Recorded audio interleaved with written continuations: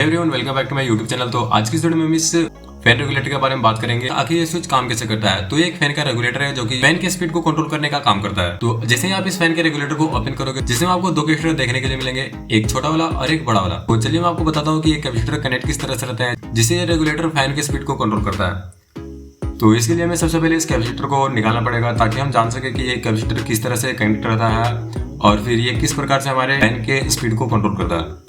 तो मैं इसके कैपेसिटर निकालूंगा नहीं, क्योंकि मेरे पास पहले से इसके कैपेसिटर पड़े हुए हैं और ये मैंने इसी तरह के एक रेगुलेटर से निकाला है। जब हमारा फैन 1 नंबर मोड पर होता है तब उसका कनेक्शन कुछ इस प्रकार से होता है। इसमें इन दोनों कैपेसिटर को आपस में जोड़ा जाता है और फिर ये छोटे वाले कैपेसिटर से इस पे इसका आउटपुट लिया जाता है। इसकी वजह से हमारा फैन काफी स्लो चलता है। जैसे कि आप देख सकते हो, आपको दिख रहा होगा या बल्ब भी कितना स्लो चल रहा है। जब हम अपने फैन को और ज्यादा फास्ट करते हैं तब इसका कनेक्शन कुछ इस प्रकार से होता है। इसमें ये वाला कनेक्शन इस छोटे वाले कैपेसिटर से हट करके इस बड़े वाले कैपेसिटर के साथ जुड़ जाता है, जिसकी वजह से हमें ब्राइटनेस और ज्यादा देखने को मिलता है। इट मीन्स हमारा फैन और ज्यादा फास्ट चलने लगता है।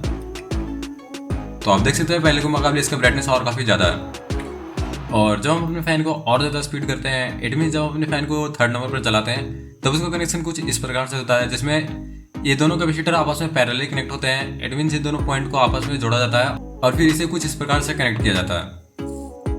तो अब मैं आपको इस बल्ब का ब्राइटनेस दिखाता हूँ कि ये बल्ब कितना ज़्यादा ब्राइटनेस के साथ जल रहा है, जिससे आपको अंदाजा लग जाएगा कि फैन का स्पीड और ज़्यादा बढ़ेगा। तो आप देख सकते हैं पहले के मुकाबले इस बल्ब का ब्राइटनेस और ज़्यादा है। इसका मतलब हमारा फैन और स्पीड चलेगा। जब हम अपने फैन को 4th नंबर पर लगाते हैं तब ये दोनों पॉइंट आपस में जुड़ जाते हैं। इसका मतलब बिना कैपेसिटर के ही हमारा बल्ब जलेगा। इट मीन्स फैन चलेगा।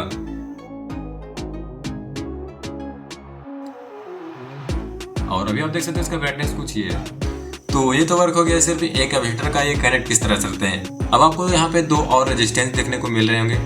तो ये रेजिस्टेंस फ्यूजेबल रेजिस्टेंस होते हैं। इट मीन्स अगर ये कैपेसिटर कभी कभार अगर शॉर्ट हो गया, आपका फैन पर कोई इफेक्ट नहीं पड़ेगा, बस ये रेजिस्टेंस जल जाते हैं, जिसकी वजह से आपका फैन सेफ रहता है। और अगर हम इस रेजिस्टेंस की बात करें, छोटे वाला रेजिस्टेंस, तो ये छोटा वाला रेजिस्टेंस एक कैपेसिटर को डिस्चार्ज करने का काम करता है। आई होप आपको समझ में आ गया होगा कि आखिर ये रेगुलेटर काम किस तरह से करता है। अगर आपको समझ में आ गया तो आप इस रेगुलेटर को आराम से रिपेयर कर सकते हो। बाय द वे, अगली वीडियो में मैं इस रेगुलेटर को रिपेयर करने वाला हूँ। ये रेगुलेटर खराब हो चुका है। वैसे मैं आपको रफली आइडिया में बता देता हूँ कि इसे रिपेयर कैसे करना है। तो अगर आपका रेगुलेटर खराब हो गया है तो सबसे पहले आप इसे देखो कि इसमें से कोई कंपोनेंट डैमेज तो नहीं है। तो अगर आपका ये कैपेसिटर अगर फटा हुआ है, इन दोनों में से कोई भी कैपेसिटर अगर आपके फटे हुए हैं, तो जो कैपेसिटर फटा हुआ है उसे आपको चेंज करना पड़ेगा, तभी रिपेयर होगा। और बहुत बार क्या होता है कि ये रेजिस्टेंस, जो फ्यूजेबल रेजिस्टेंस है, वो जल जाते हैं, जिसकी वजह से भी आपका रेगुलेटर काम नहीं कर सकता है। आप इसके रेजिस्टेंस को चेंज कर दो, ये रिपेयर हो जाएगा। इसमें एक और जो प्रॉब्लम आता है वो इसके अंदर से आता है। मतलब आपका कैपेसिटर भी सही रहेगा और ये रेजिस्टेंस भी सही रहेगा, लेकिन इसके अंदर से प्रॉब्लम आता है। और इसके अंदर क्या होता है, ट्रैक अटैच नहीं हो पाते, मतलब जुड़ नहीं हो पाते हैं, जिसकी वजह से ये वर्क ही नहीं करेगा।